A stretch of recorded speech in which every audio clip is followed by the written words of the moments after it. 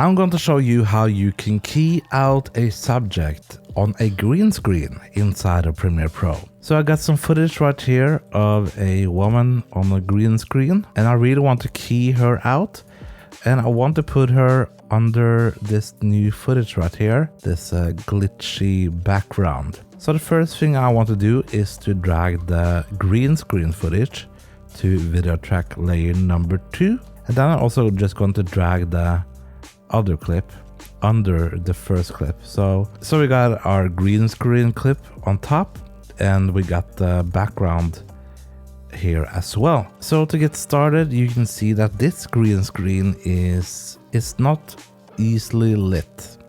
So what I mean by that is the green screen is lighter at the bottom and the top, and it's got a really green color in the middle.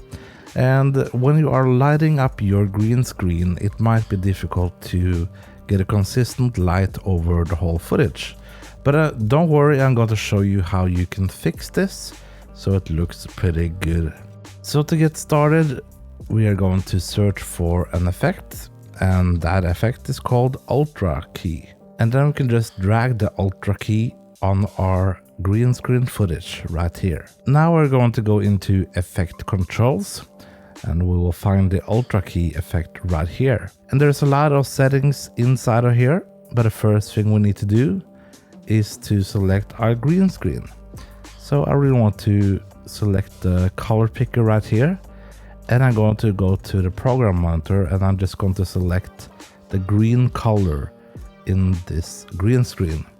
And as you can see, we have keyed out the middle part. But the problem with this green screen is that it's not evenly lit, like I said in the beginning of the video. So we can go here down to matte cleanup, and we can just play around with the settings, because this will look different on your footage.